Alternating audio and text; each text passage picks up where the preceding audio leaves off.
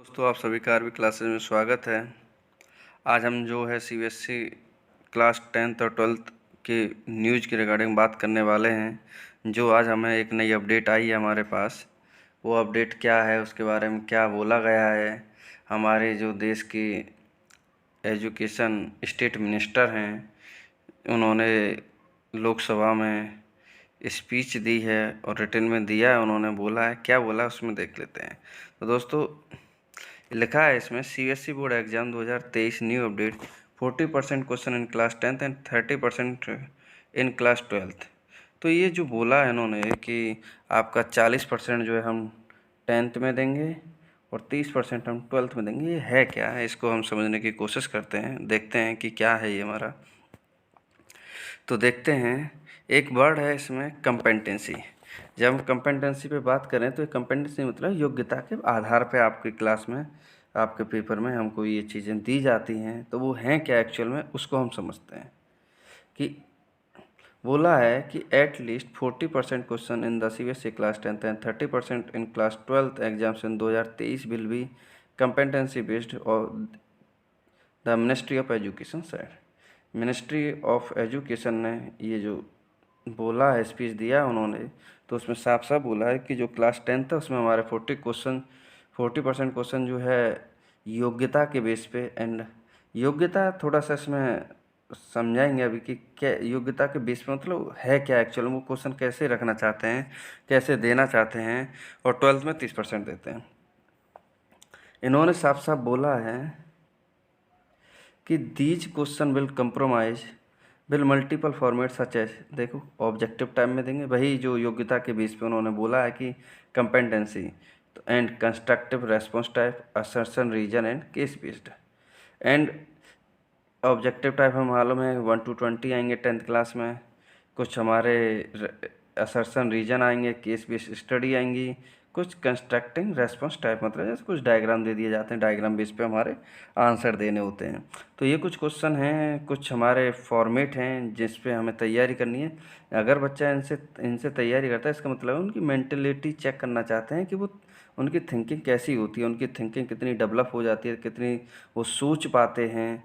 और बाकी जो रिमेनिंग पार्ट है वो हमारा क्या मैथमेटिकल टर्म आएगा, जैसे कि नॉर्मली जो हमारे स्कूलों में पेपर हुआ करते थे। आगे इसमें लिखा है, ये जो इन्फॉर्मेशन दी गई है ये दी गई है ministry of state of education Annapurna Devi के द्वारा लोकसभा में रिटन में दी गई है। रिटन में मतलब ये है कि ये पूरा भरोसेमंद जो बोला गया है ये पूरा सही है हमारा। एक होता है ओनली पे इतना भरोसा नहीं होता जितना हमारा रिटन पे होता है। क्योंकि एक पॉलिसी आई थी एनईपी जो पॉलिसी आई है 2020 में, तो इसी ये पॉलिसी जो बनाई गई है वो इसी बेस पे बनाई है कि हमारा आने वाला जो सिस्टम है वो टोटली किस पे डिपेंड हो जाए, कंपेटेंसी बेस्ड क्वेश्चंस पे हो जाए। हो सकता है कि आने वाला जो समय है आपका 10th और 12th का पूरा की पूरा फॉर्मेट जो है ऑब्जेक्टिव टाइप हो जाए, जैसा कि इन्होंने पिछले साल किया था कोरोना के टाइम में। टर्म 1 टर्म 2 टर्म 1 अगर देखें तो टोटली हमारा ऑब्जेक्टिव टाइप था। तो हो सकता है कि आने वाले इन फ्यूचर टाइम में हमारा ऑब्जेक्टिव टाइप क्वेश्चन हो भी सकते हैं। लेकिन फ़िलहाल अभी ऐसी कोई इन्फॉर्मेशन आई नहीं है, सो इस पे हम बात नहीं करते।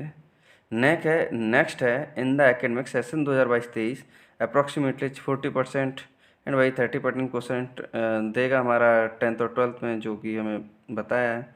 अगला ही जो लाइन लिखी है, theory examination of class 10th and 12th for academic year will begin from 15 फरवरी। ये यहाँ अगर ध्यान देखें तो बिल बिगिन लिखा है, मतलब स्टार्ट होंगे। अभी कोई सीबीएसई बोर्ड की तरफ से कोई इन्फॉर्मेशन अभी तक नहीं आई है। नीचे लाइन इसने क्लियर कर दी है, however the central board of CBSE is yet to announce the exam schedule. मतलब अभी तक उन्होंने कोई ऐसा अनाउंस नहीं किया, लेकिन हाँ उम्मीद है कि वो अनाउंस करेंगे और हो सकता है कि एग्ज़ाम हमारे 15 फरवरी से हो सकते हैं। आगे बोला उन्होंने, the ministry further said that, उन्होंने आगे और कुछ बोला है कि जो हमारी न्यू जो एनईपी है 2020 की, CBSE had advise affiliated schools to follow the recommendations regarding the pattern of education.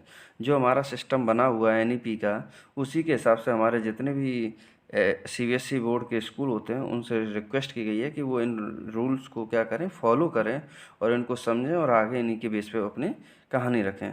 फिर आगे और भी बोला है इन्होंने, prominent among these are competency based learning, adoption of learning outcomes, use of experimental and joyful learning pedagogies such as art integrated education, sports integration learning, storytelling etc. emphasis on fundamental, हमारी जितने भी हैं fundamental क्या है, literacy and numeracy and induction of qualified counsellors at secondary and senior secondary level said the minister.